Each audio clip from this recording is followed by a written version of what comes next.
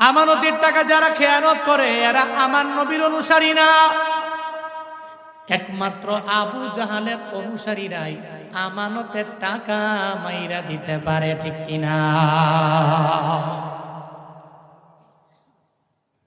নবীর জিন্দেগিতে দেখো আমানতের খেয়ানত নাই।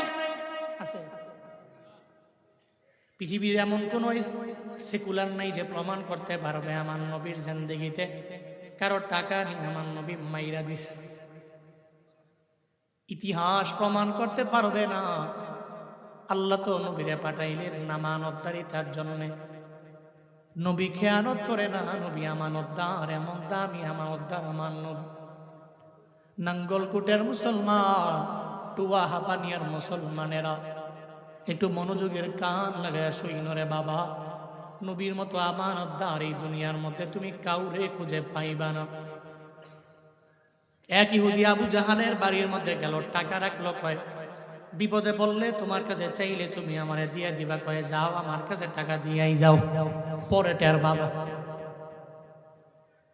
কয়েকদিন পর ইহুদি বিপদে পড়ে যায়, দৌড়ে যায়, কয় আবু জাহাল এই টাকাগুলো তোমার কাছে রাখলাম, তুমি আমারে দিয়া দাও। কয় তুই টাকাই রাখো নাই।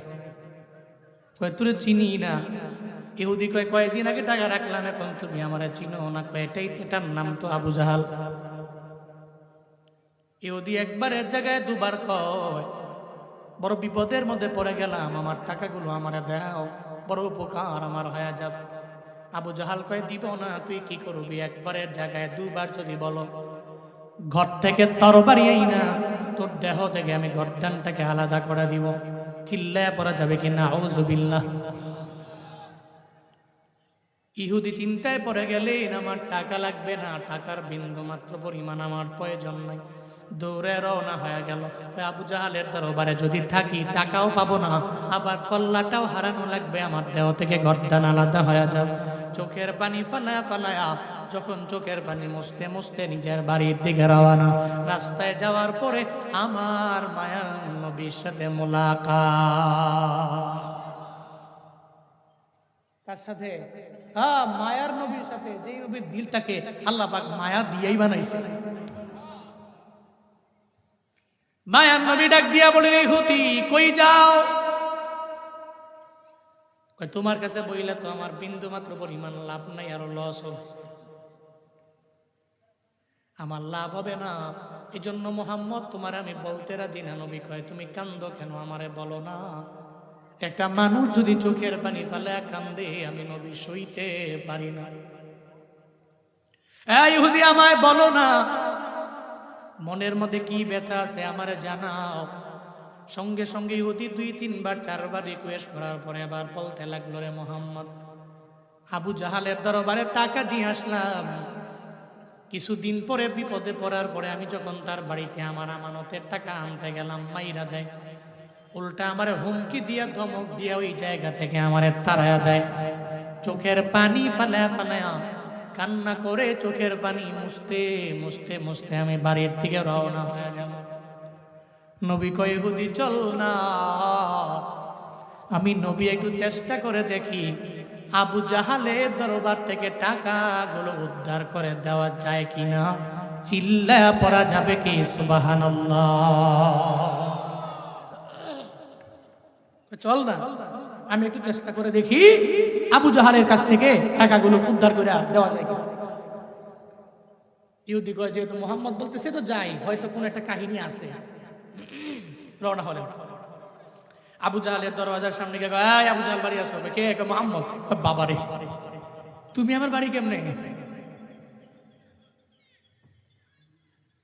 দরওয়াজা খুইলা দেখে মুহাম্মদ নবীজি দাঁড়ান সাল্লাল্লাহু আলাইহি ওয়াসাল্লাম, দাঁড়ান।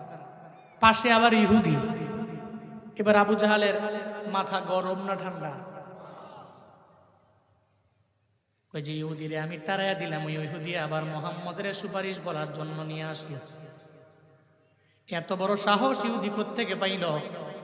কেন আবার মুহাম্মদের সুপারিশ কোয়ার লেগে লয়ে আইলো? এই মুহাম্মদ, কি জন্য আমার দরবারে আসলা আমারে জানো? মায়ার নবী কয়, আবু জাহাল, এই টাকা তোমার না, এই টাকা ইহুদির। ইহুদির টাকা ইহুদিরে ফেরাইয়া দাও, কারণ এটা বান্দার হক। যদি বান্দার হক নষ্ট করে দুনিয়া থেকে বিদায় নেও, আল্লাহর হক নষ্ট করলে আমার মাওলা তোমাকে মাফ কইরা জান্নাতে দিতে পারে। কোনো একটা তাওবার কারণে, চোখের পানির কারণে আল্লাহ জান্নাতে ঢুকাইয়া দিতে পারে রে। কিন্তু যদি বান্দার হক নষ্ট করো, আমার আল্লাহও তোমারে মাফ করতে পারবে না, ঠিক কিনা? বান্দার হক বড় মারাত্মক। হাসরের ময়দানে আল্লাহ পাক বলবে, বান্দা দুনিয়াতে নেক আমল করেছো, জান্নাতে যাও। বান্দা নেক আমলের পাওয়ারের পরে যখন জান্নাতের দিকে ধরে যাবে, পথিমধ্যে যাওয়ার পরে টুয়া হাঁপানিয়ার একটা মানুষ সামনে দাঁড়ায় গেল। কই যাও? কয় জান্নাত। কই যে দুনিয়া বিলাইনের 20,000 টাকা তোমার নেতার পাওয়ারের কারণে আমারে দিলা না, মাইরা দিলা, আমিও মারা গেলাম, তুমিও মারা গেলা। দুনিয়াতে 20,000 টাকা আমার ছেলেও পায় নাই, আমার মেয়েও পায় নাই, আমিও পাই নাই। আজকে সেই টাকা আমায় দাও, এরপরে জান্নাতে যাও। টুয়ার মুসলমান জানায় দাও আমায়, ওদিন কি আমার মাওলার দরবারে হিসাব দিয়া এবং ওই বান্দার টাকা দিয়া জান্নাতে যাওয়া যাবে? যাবে যাবে যাবে। ওদিন টাকা আছে, কথা কই না কেন? টাকা দে, এরপর জান্নাতে যা। কয় না টাকা তো নাই। কয় টাকা না থাকলে দিলে কি দিবি? নেকামল দে। হ্যাঁ, একটা পর্যায়ে দেখা যাবে কনফার্ম জান্নাতি হওয়া ব্যক্তিটা নেক দিতে দিতে দিতে টাকা 20,000, এই টাকার বিনিময়ে নেক দিতে দিতে দিতে দিতে জাহান্নামে যাওয়া লাগবে। যে ব্যক্তি কনফার্ম হয়ে গেছে, ওই ব্যক্তির নেক আমলের পাল্লাটা ভারী হইয়া সে জাহান্নাম থেকে কনভার্ট হইয়া চলে যাবে জান্নাতে। আর কনফার্ম জান্নাতি ব্যক্তিটা তার নেক আমলের পাল্লাটা কমতে কমতে কমতে কমতে হালকা হইয়া সে চলে যাবে জাহান্নামে। চিল্লায়া পড়া যাবে কি একবার, নাউযুবিল্লাহ। এর মানে বান্দার হক, বান্দার হক বড় মারাত্মক। তাফসীরে জালালাইন, তাফসীর আছে একটা জালালাইন, দুই জালালের তাফসীর, জালালউদ্দিন সুয়ুতি, জালালউদ্দিন মাহল্লি, দুই জালাল, জালালান। জালালউদ্দিন সুয়ুতি রাহমাতুল্লাহি আলাইহি বলেন, বাগদাদ থেকে একদল হাজী কাফেলা রওনা হলো মক্কায়। কই যাবে? হজে। পথিমধ্যে যাওয়ার পরে হঠাৎ করে একটা হাজী অসুস্থ হয়ে দুনিয়া থেকে বিদায় নিয়ে চলে গেল। বিশাল এক মরুভূমি এলাকা, কোনো জায়গায় কোনো কোদালও পাওয়া যাবে না, কোনো মানুষও নাই, কোনো বাড়িও নাই, কোনো ঘরও নাই, জনমানব শূন্য এলাকা। টেনশনে পড়ে যায়, কোথায় গেলে কোদাল পাবো, এই লোকটারে আমরা কেমনে এই জায়গার মধ্যে দাফন করতে পারবো জানা নাই। দৌড়ে রওনা হয়ে গেল। অনেক দূর যাওয়ার পরে একটা বাড়ি পাইল, তাকায়া দেখো এই বাড়ির আঙ্গিনা পরিষ্কার করে কোদাল দিয়া বাড়ির মহিলা। মহিলা, এই কোদালটা দাও, এই কোদালটা নিয়ে আমরা একটা হাজির কবরটাকে খনন কইরা এরপরে আমরা তোমার কোদাল তোমার আইনা দিয়া দিব। উপকারের মায়ে তো বাগে খায়। অনেকজন এটা বইলা কোদাল নেয়, মরুভূমির মধ্যে রাইখাই চলে যায়। আমার কোদাল আমার বাড়ির মধ্যে আইনা দেয় না, এমন নজির প্রমাণ আছে না নাই? তোমার উপকারের মায় বাগে খায়, আগে তোমারে শর্ত দিয়া দিলাম, আমার কোদাল আমারে ফিরাইয়া দিবা, আইনা আমার হাতের মধ্যে দিয়া দিবা। এই শর্ত মানলে তোমাদের কোদাল দিয়া দিতে পারি। ওই শর্ত মেনে নিলাম, এরপরেও কোদালটা আমাদের দাও। কোদাল নিয়ে যখন মরুভূমির মাঝে ওই ব্যক্তিটাকে দাফন কাফন শেষ করার পরে একটা পর্যায়ে ওই কোদালটা কবরের মধ্যেই রাইখা উপরে চলে আসলো। একজন আর একজনের কয় কোদাল কই? কয় কোদাল তো ডানে বামে কোথাও দেখা যায় না, চতুর্পাশে কোথাও কোদাল নয়। একজনে কয় মনে হয় ভুলে কোদালটা কবরের মধ্যে রাইখা আসলাম। যেই ব্যক্তিটা ওই শর্ত মাইনা ওই মহিলার থেকে কোদালটা আনলো, ওই ব্যক্তি বলে কোদাল তো অবশ্যই আনা লাগবে, ভেতর থেকে কোদালটা আনো, এরপরে কোদালটা মহিলার দরবারে আবার দাও। এই আল্লাহর বান্দারা, এই কবর আবার খনন করা আরম্ভ করে দাও। একটা পর্যায়ে কবর থেকে যখন মাটি ওঠানো শুরু করলো, তারা তাকায়া দেখে ওই হাজিটা হাউ মাউ হাউ মাউ হাউ মাউ করে করে চিল্লায়, আর তার ডানে বামে সাপের কবরের মধ্যে সাপের কোনো অভাব নাই। তারা তাকায়া দেখে ওই ব্যক্তির দুটা হাত আর কুদালের সাথে আগুনের দড়ি লাগানো, ওই আগুনের দড়িটা তারে বারবার বারবার বারবার পেঁচায়া রাখে। সে হাউ মাউ করে চিল্লায়, চোখের পানি ফালায়া ফালায়া কান্না করে। হাজিরা আতঙ্কিত হয়ে গেল, ভয় পেয়ে গেল, কয় কুদাল লাগবে না। ও হাজিরা, কুদালের বিনিময়ে ওই মহিলারে আমরা প্রয়োজনে 3 গুণ 4 গুণের টাকা বাড়াইয়া দিব, এরপরেও কুদালটা আনা লাগবে না, মাটি চাপা দিয়া দাও। হাজিরা মহিলার কাছে গেল, বুঝাইয়া দিয়া কুদালের বিনিময়ে 4 গুণ টাকা দিয়া এরা রওনা হয়ে গেল মক্কা মদিনায়। হজের কাজ যদি শেষ হওয়ার পর এরা চলে আসলো আবার বাগদাদে। ওই ব্যক্তির এত পরিমাণে আযাব কেন শুরু হয়ে গেল এটা জানার জন্য তার যে হোম মিনিস্টার মানে ঘরওয়ালি, ওই ঘরওয়ালির দরবারে দৌড়ায়া যায় আর কয়, এই তুমি কি ওই স্বামীর স্ত্রী? কয় হা হা।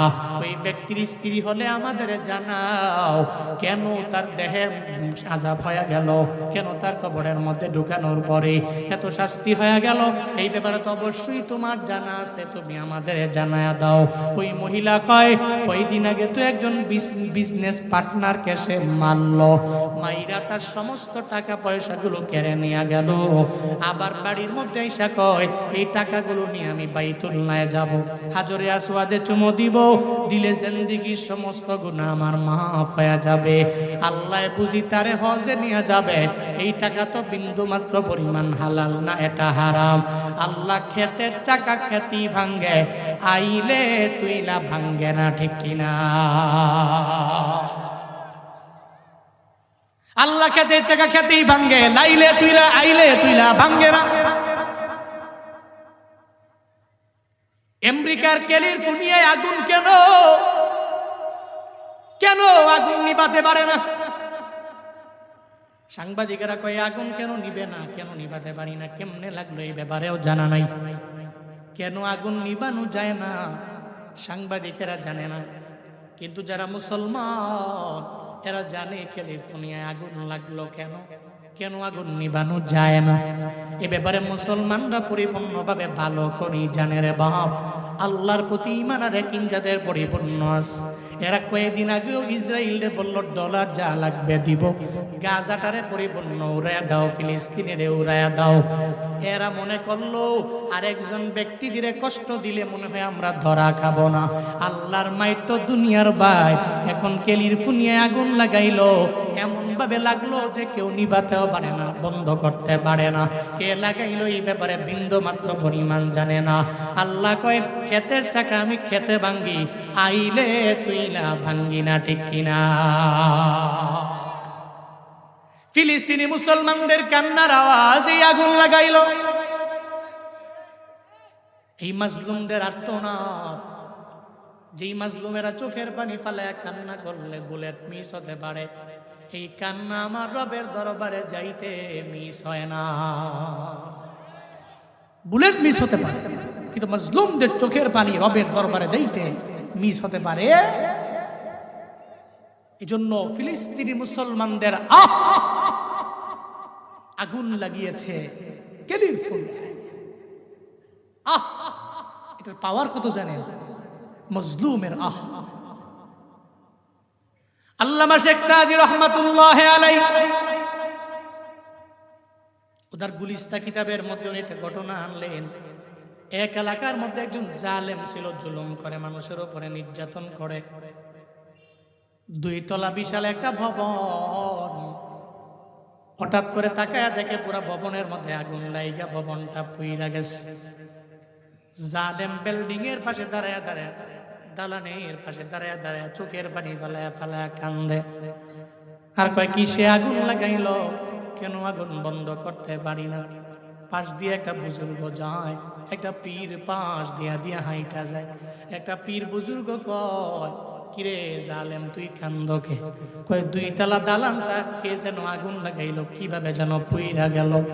কয়, আগুন তো কেউ লাগায় না, গরিবের উপরে যে বারবার জুলুম করলা, নির্যাতন করলা, ওই গরিবের শব্দটা আমার মাওলার দরবারে পৌঁছা গেছে। ওই গরিবের শব্দের আল্লাহ আগুনটা লাগায়া দিছে। গরিবের আহ রবের দরবারে গেছে, ওই গরিবের আহ শব্দের আগুন তোমার 2 তলা দালানটা জ্বালায়া পুরা ভস্ম করে দিছে। এজন্য গরিবের আহ শব্দের অনেক পাওয়া। বলতেছিলাম বান্দার হক মারাত্মক, নষ্ট করা যাবে। নবীজি মনে আসেনি? কান টানলে মাথা আসে না? হ্যাঁ, নবীজি বলতে লাগলেন, আবু জাহাল তোমার হক না, বান্দার হক দাও, টাকা তোমার না। ধমক দিলেন। আবু জাহাল কয় কি, মুহাম্মদ একবারের জায়গায় 2 বার বললে তুমি মনে করছো তোমার ছেড়ে দিমু না? তোর বাড়ি আইনা তোমারেও তোমার দেহ থেকে কল্লাটা আলাদা করে দিব। নাউজুবিল্লাহ পড়বেন না। এটা বলার পরে দৌড়ে যখন চলে গেল আবু জাহাল, ঘরের মধ্যে তরবারি আইনা আমার নবীর দেহ থেকে কল্লা আলাদা করে দিবে। মায়ান নবীর ডানেও কেউ নাই, বামেও কেউ নাই, সামনেও কেউ নাই, পেছনে কেউ নাই। মনে রাখবারে বাবা, দুনিয়ার কেউ যেখানে নাই, ওই জায়গায় আমার আল্লাহ আছে না? না, আল্লাহ তো আছে। মায়ান নবী বলল, মালিক এখন আমার সাহায্যকারী কেউ নাই, তুমি চাইলে তো আমার একটু সাহায্য করতে পারো রে আল্লাহ। আল্লাহ কয়, আমার নবী আমার কাছে সাহায্য চাইলো, আমি কেন আমার নবীর সাহায্য করব না? ও জিবরাইল, একটা বাঘ সাইজে আমার নবীর পাশে গিয়া দাঁড়ায়া যাও।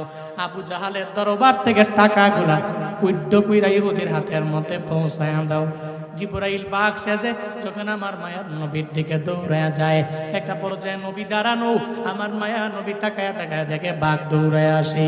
আবু জাহাল তরবারি আইনা দেখে একটা বাঘ আমার নবীর দিকে আসে। আবু জাহাল কয়, মুহাম্মদ তুমি এখান থেকে সরে যাও, নাইলে বাঘ তোমারে খেয়ে ফেলবে, তোমারে মেরে ফেলবে। আমার মায়ার নবী বলে, ও আবু জাহাল, না না, বাকি আমারে খায় নাকি তোমারে খায় একটু পরে টের বাবা, একটু পরে টের পেয়ে যাবা, বাকি আমারে ধরে নাকি তোমারে ধরে। এমন একটা হালাতে যখন একটা পর্যায়ে দেখা গেল বাঘ আমার নবীর পাশে এসে দাঁড়ায়া যায়, আবু জাহাল তাকায়া দেখে বাঘ শুধু আবু জাহাল রে খাওয়ার জন্য দৌড়ায়। নবী তাকায়া দেখে বাঘ যায় না, নবীর পাশেই বাঘটা এসে দাঁড়ায় রইল। আবু জাহাল ভয় পেয়ে গেল, আমার নবীরে বলতে লাগলো, মুহাম্মদ তুমি বাঘটারে থামাও, কারণ এই বাঘ খাওয়ার জন্য আমার দিকে দৌড়ায়। আমার মায়ার নবী কয়, না না আবু জাহাল, বাঘ তো তোমার দিকে যায় না, তুমি বাঘের কেন এত ভয় পাও? আবু জাহাল কয়, না না বাঘটারে থামাও, বাঘ আমার দরবারে আসে। নবী দেখে বাঘ যায় না, আবু জাহাল দেখে বাঘ আবু জাহাল খাওয়ার জন্য দৌড়ায়। এই কুদরত দুনিয়ার কারণ, এই কুদরত একজনের, চিল্লায় বলো তার না। কার কুদরত? কাদের কুদরত দারি বর কামাল, আনতা রব্বি আনতা হাসবি যুল জালাল, তুহি কাদের জলিলুল্লাহ জাহাদা বহর হালে, তুহি মেরা নগাহদা।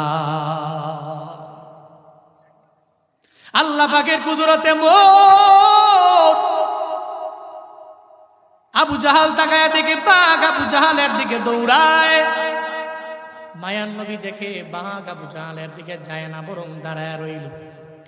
আমার মায়ান নবী কই, আবু জাহাল বাঘের যদি এত ভয় পাও, তাহলে বাঘের আল্লাহ রে কেন ভয় পাও না? বাঘের এত ডরাও, তাহলে বাঘের আল্লাহ তো গুণ আছে, আল্লাহর কেন ডরাও না? যদি ডরাও এত, টাকা তো তোমার না, তোমার বাপের না, টাকা ইহুদি দিয়ে দাও। সুবহানাল্লাহ জোরে পড়ে না? আরো জোরে পড়ে না সুবহানাল্লাহ? দিয়ে দাও। মুহাম্মদ তোমার পায়ে ধরছি, বাঘ থামাও, টাকা আনতাছি। ঠিক আছে বাঘ থামাইলাম, বাঘটা আসলে যায় না, দাঁড়ায় রইছে।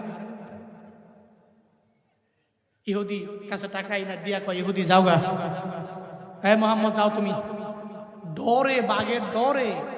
পৃথিবীতে মুশরিকরা মুনাফিকরা এরা তো বেশি ভয় করে, কিন্তু মুমিনরা, ওই যে আগে বলছি না, মুমিনরা কারে ভয় করে? আরো জোরে বলতে হবে, কারে ভয় করে? আল্লাহকে ভয় করে। ভয় পেয়ে গেল, টাকা দিয়ে দিল। নবী কই, ইহুদি পাইছো বুঝা? পাইছি, যাও। নবী চলে গেল। জিবরাইল বাঘের বেশে আসছেন, জিবরাইল চলে গেল। পথিমধ্যে যাওয়ার পরে ইহুদি মনে মনে চিন্তা করে, এতদিন যার দল করলাম তার দল কইরা তো আমার লাভ নেই। যেই ব্যক্তিটা আমানতদার না, যে বিন্দু মাত্র পরিমাণ মানুষের আমানতটাকে আমানতদারিতার সাথে রাখতে পারে না, জীবনেও কোনোদিন তার দলের মেম্বার আমি হতে পারি না। যেই মুহাম্মদের গালি দিলাম সারা জীবন লাগায়া, ওই মুহাম্মদের মতো আমানতদার এই দুনিয়ার মধ্যে আর 2 নাম্বার কেউ হতে পারে না। যেই মুহাম্মদের গালি দিয়েছি, ওই মুহাম্মদ একটা কালেমার দাওয়াত দেয়, জীবনেও কোনোদিন এটা মিথ্যা হতে পারে না, পারে না। ইহুদি দৌড়ে চলে গেল আমার মায়ার নবীর দরবারে, যা কয়, ও মুহাম্মদ, তুমি আমারে যে উপকার করলা, তুমি আমার টাকাটাই আবু জাহালের দরবার থেকে আমারে ফিরে আইনা দিলাম। তোমার মতো ভালো মানুষ এই জগতের মধ্যে কেউ হতে পারে না। তুমি যে ধর্মের দাওয়াত দাও, ওই ধর্মের একজন সদস্য আমারে বানায়া দাও, আমারে পড়ায়া দাও লা ইলাহা ইল্লাল্লাহু মুহাম্মাদুর রাসূলুল্লাহ সাল্লাল্লাহু আলাইহি ওয়াসাল্লাম। আমারে কালেমা পড়া মুসলমান বানায়। এর মানে বোঝা গেল একমাত্র আবু জাহালের চালামুন্ডারাই, অনুসারীরাই আমানতের খেয়ানত করতে পারে, কিন্তু মুহাম্মদ সাল্লাল্লাহু আলাইহি ওয়াসাল্লামের খাঁটি উম্মতেরা আমানতের খেয়ানত করতে পারে।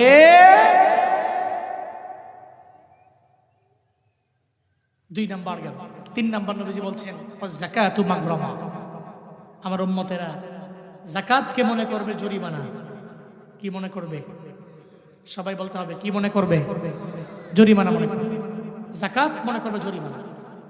অথচ যাকাত দিলে সম্পদ বাড়ে না কমে? বাড়ে না কমে? যাকাত দিলে সম্পদ বাড়ে, আল্লাহ বরকত দেয়। কিন্তু নবীজি বলছেন, উম্মতেরা এমন একটা পর্যায়ে আসবে এদের ভিতরে, এরা যাকাতকে জরিমানা মনে করে 1 লক্ষ টাকার যাকাত 20,000 টাকা দিয়া বাকি 80,000 টাকায় নিজের কাছে রাইখা দিবে, মনে করবে যেটা জরিমানার মতো। এরকম আছে না নাই? এমন লুঙ্গি দেয় যাকাত হিসাবে, মাশাআল্লাহ। এই লুঙ্গি নিয়ে গরিবে পড়ার পরে একবারের জায়গায় 2 বার পড়ছে, আর 2 লুঙ্গি তেনা তেনা টান দিলে সিরা জায়গা। গরিবে কয়, এরম লুঙ্গি না দিলেও পারতেন, এতে বালাটা আমার বড়ই আছে। এরকম আছে না নাই? আছে না নাই? মনে করে যাকাত জরিমানা। আজকের মাহফিলের সম্মানিত প্রধান ওয়াইজ হযরত মাওলানা কারি আব্দুল কাইয়ুম মিয়াজি সাহেব দামাত বরকাতুহু ভাই আসছেন। নির্দিষ্ট সময়ে আসবেন, বয়ান শুনবেন, ধৈর্য সহকারে বসবেন। মনে করবে যাকাতকে জরিমানা, অথচ মুমিন যারা, এরা যাকাতকে জরিমানা মনে করতে পারে? পারে পারে পারে পারে পারে। 3 নাম্বার। 4 নাম্বার নবীজি বলছেন, আতো আর রাজুল যাওজাতাহু ওয়া আক্কা উম্মাহু। তার বউকে প্রায়োরিটি দিবে, বউকে বেশি ফলো করবে। আক্কা উম্মাহু, তার মায়ের অবাধ্য হয়ে যাবে। এরকম সমাজে আছে না নাই? আছে না নাই? বউকে প্রায়োরিটি দেয়, মাকে প্রায়োরিটি দেয়। এটা আমার এলাকায় আছে। 25 বছর পর্যন্ত জুয়ান পোলাটা মায়ের আদর ছাড়া চলতে পারে না। হঠাৎ করে সুন্দরী একটা রমণী ঘরের মধ্যে আসার পরে মা বাবায় কষ্ট করে করে ওরে পাঠায়া দিল সৌদি আরবে। চলে গেল বাহিরে, লাখ লাখ টাকা কামায় মাসে মাসে। একটা বড় যায়, 1 দিন গেল, 2 দিন গেল, 3 দিন গেল, 1 মাস গেল, 2 মাস গেল। বউটা বারবার টেলিফোন দিয়া কয়, তোমার মায়ের জ্বালায় বাঁচি না, তোমার বাবার জ্বালায় আমি বাঁচি না। তোমার মা আমার সকালেও ধমক দেয়, দুপুরেও ধমক দেয়, রাতের বেলা ধমক দেয়। অথচ একটা সন্তান হইয়া তার বউরে সে বলতে পারে নাই, মায়ের ধমকটাই আমার জীবনের জন্য কল্যাণ বয়ে আনবে। কারণ মা যদি আমারে ধমক দেয়, ওই মায়ের ধমকের মধ্যেও বরকত আছে না না? বাবা যদি আমারে ধমক দেয়, ওই ধমকের মধ্যেও আমার জন্য বড় বরকত।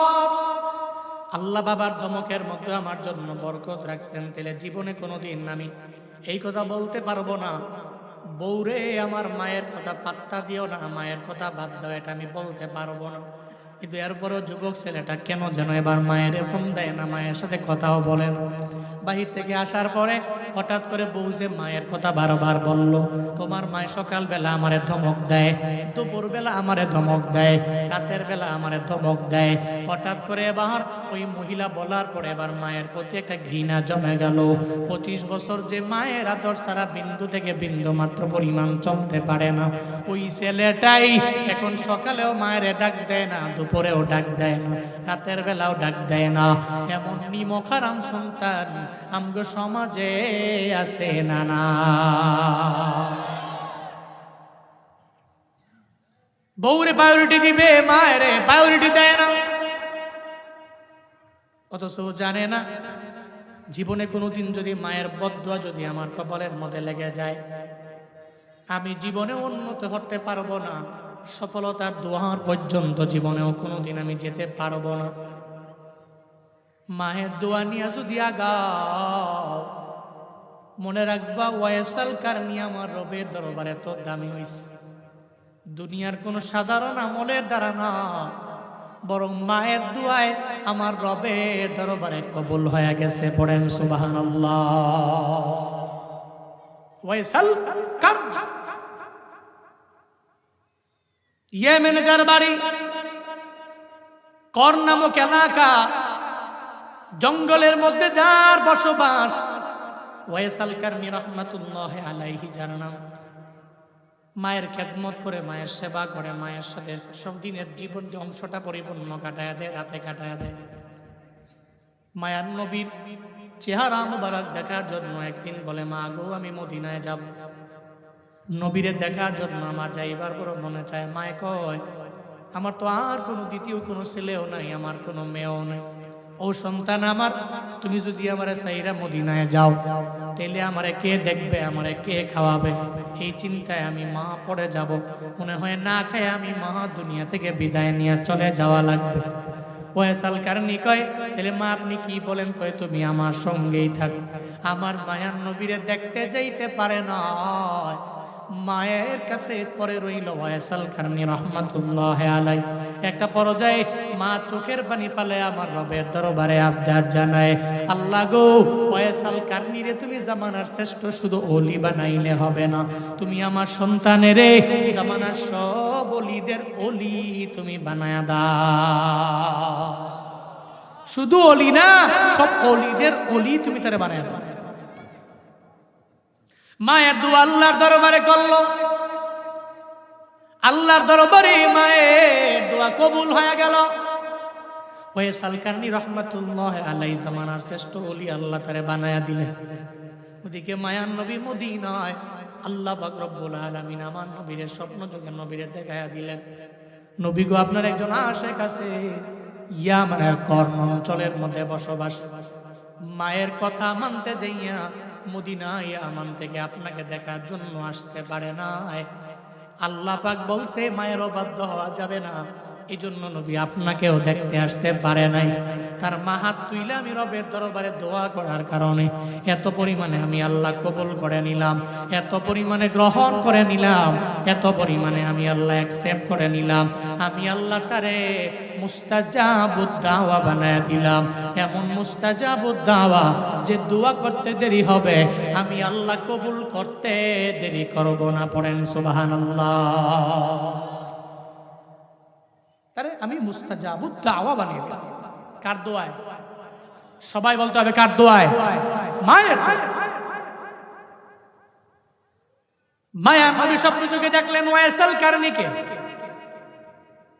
ইন্তেকালের আগে আমার নবী যখন দুনিয়া থেকে বিদায় নিয়ে চলে যাবে, এমন একটা ভাব হয়ে গেল। মায়ার নবী ডাক দেয়, ওমর আমার দরবারে আসো না, আলী আমার দরবারে আসো না। ওমর আর আলীকে আমার মায়া নবীর কাছে ডাকলেন আর বললেন, ওমর রে এই আলী রে, ইয়ামেনের একটা আশেক আছে যার নাম হলো ওয়াইস আল কারনি রাহমাতুল্লাহ আলাই। তার নাম ওয়াইস আল কারনি। আমার মরণের পরে আমার পরনের একটা জুব্বা তার কাছে গিয়া তোমরা হাদিয়া দিয়া দিবা। সুবহানাল্লাহ। পকেটে ধুন বাড়ি যায় কি দিত? জুব্বা দিত। জুব্বা কার জুব্বা? হুজুরের জুব্বা না, দুনিয়ার কোন পীরের জুব্বা না, নবীর জুব্বা। সুবহানাল্লাহ পড়বেন না? যে নবীর দেহ মুবারকের এত দাম, জুব্বা মুবারকের কত দাম। কই জুব্বাটা তারে দিয়ে দিল। হযরত ওমর বলতে লাগলেন, নবী আমার কেমনে চিনবো ওয়াইস আল কারনিকে? আমরা ওয়াইস আল কারনিকে চিনবো কেমনে বলেন না? ওই চিনবা কি করে? ওয়াইস আল কারনির হাতটা এমন হবে, পাটা এমন হবে, তার চেহারা এমন হবে, তার পা এমন হবে, তার বডি গঠন এটা এমন হবে, তার হাতের মধ্যে একটা সাদা দাগ দেখতে পারবা। ওয়াইস আল কারনিকে এই জিনিসগুলো দেখলে তোমরা চিনতে পারবা। এটা বলার পরে হযরত ওমর আর আলী তো বড় অবাক হয়ে গেলেন। ডেকে বলে, পয়গম্বর, ওয়াইস আল কারনি তো আপনাকে দেখতে আসতে পারেন নাই, কিন্তু ওয়াইস আল কারনির এই গঠন প্রণালীর ব্যাপারে আপনি কেমনে জানেন? আমার মায়ার নবী জানায়া দেয়, ও ওমর আলী আমার সাহাবী, ওয়াইস আল কারনিরে সরাসরি আমি দেখি নাই, কিন্তু ওয়াইস আল কারনিরে স্বপ্ন যুগে আমার আল্লাহ একবার না, দুবার না, তিনবার না, বহুতবার আল্লাহ পাক ওয়াইস আল কারনিরে আমার স্বপ্ন যুগে দেখায়া দিয়েছে। চিল্লায়া পড়া যাবে কি মারহাবা? একবার দুবার না, বহুবার ওয়াইস আল কারনিরে আল্লাহ পাক স্বপ্ন যুগে আমার দেখায়া দিয়েছে। ওয়াইস আল কারনির জন্য বড় দামি। মনে রাখবা, নবী বলছেন, কেউ যদি আমার মায়ার নবীর স্বপ্ন যুগের মধ্যে আমার মায়ার নবীরে দেখে, তার জন্য জান্নাতটা ওয়াজিব হয়ে যায়, তার জন্য জাহান্নাম হারাম হয়ে যায়। ও হাপানিয়ার যুবক, আমার মায়ার নবীরে দেখতে পারলে এত লাভ, এত পরিমাণে ফায়দা। আল্লাহ পাক তোমার জন্য জান্নাতটারে ওয়াজিব বানায়া দিবে, জাহান্নামটারে তোমার জন্য হারাম বানায়া দিবে। নবীরে কেমনে দেখবা? একটা আমল তোমাদের শিখায়া যায়। প্রতি রাতের বেলা ঘুমানোর আগে নাটক না দেখা, সিনেমা না দেখা, ছবি না দেখা, ঘুমানোর আগে যদি 100বার একটা তাসবিহ নিয়ে অথবা হাতের করা গইনা আমার নবীর উপরে দরুদ পড়ো, সাল্লাল্লাহু আলাইহি ওয়াসাল্লাম, সাল্লাল্লাহু আলাইহি ওয়াসাল্লাম, সাল্লাল্লাহু আলাইহি ওয়াসাল্লাম। এভাবে যদি 100 বার তুমি হাতের করা গইনা ঘুমায়া যাইতে পারো, হয়তো প্রথম দিনে মোলাকাত হবে না, হয়তো 1 মাসে মোলাকাত হবে না, হয়তো 1 বছরে মোলাকাত হবে না, হয়তো 2 বছরে মোলাকাত হবে না, তবে তোমার মরণের আগে একদিন দেখবা স্বপ্ন যুগে আমার মায়ার নবী হাজির। নবীরে দেখলে জান্নাত ওয়াজিব, জাহান্নাম হালাল না হারাম? অবৈধ। জাহান্নামে ঢুকাই তো হারাম। ওয়াইস আল কারনি নবীরে দেখে নাই, নবীজি ওয়াইস আল কারনিরে দেখছে। নূরুন আলা নূর। সুবহানাল্লাহ পড়বেন না?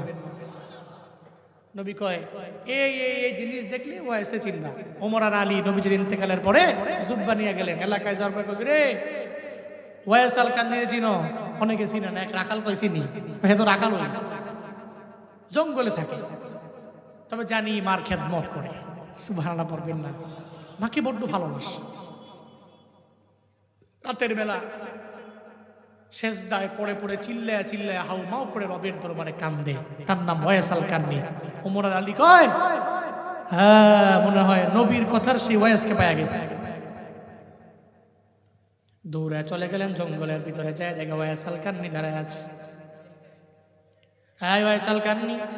ওমরটাকে দেখে আমার নবী যেমন বলল, তার হাতটা যেমন হবে, পাটা যেমন হবে, জবান মুখটা যেমন হবে, হাতের মধ্যে সাদা দাগ থাকবে, গঠন প্রণালী কেমন হয়ে যাবে, সব এক এক করে সুন্দর করে দেখে ফেললেন।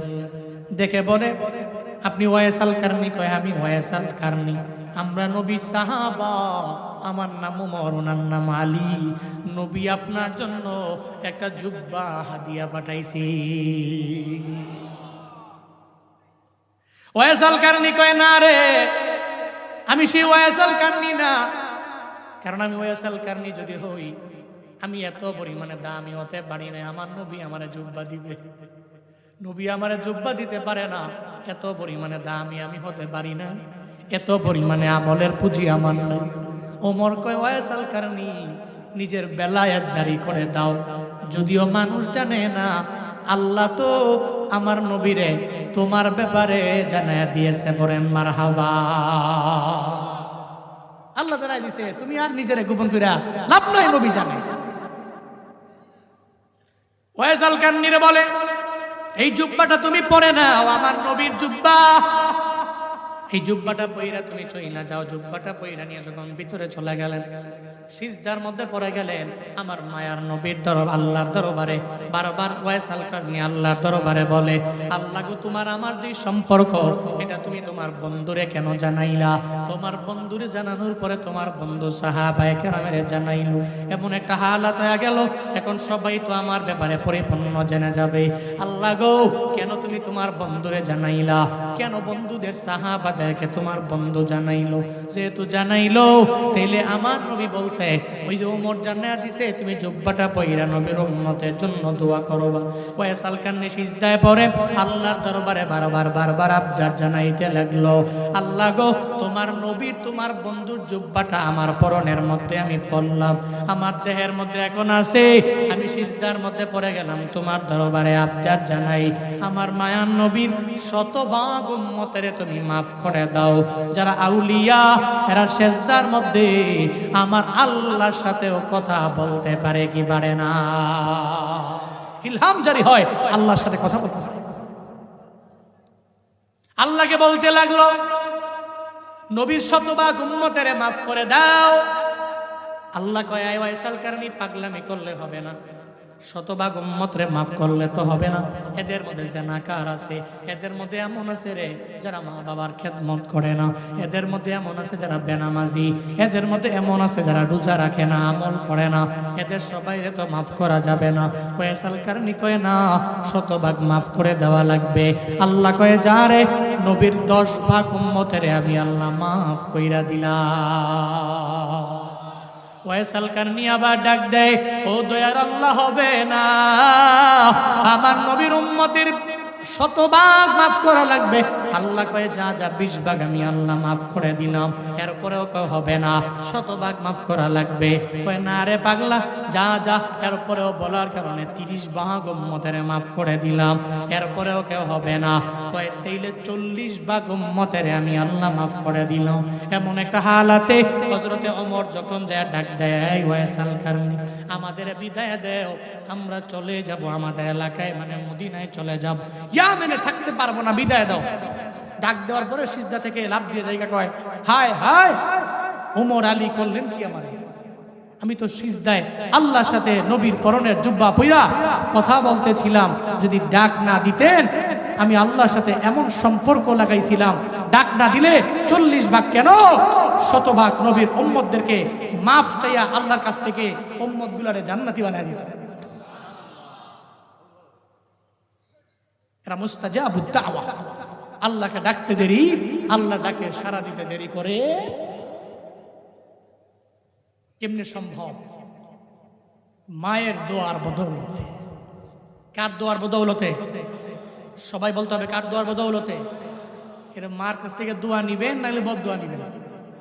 হ্যাঁ, মার কাছ থেকে দোয়া নিয়ে চলবে, দোয়া নিয়ে চলবে, জীবনটা সুন্দর হবে। বউয়ের কথা মানবেন না এটা বলি না, মানবেন। তবে বউকে বলবেন, মা যদি ধমক দেয়, যদি 2-3টা কথা বলে, মুরব্বী মানুষ বলতেই পারে, বার্ধক্যজনিত কারণে বুঝেও বুঝবে না, এমন একটা হালাত হবে, মনে করতে হবে আমার মা যেটা বলে এটাই সঠিক।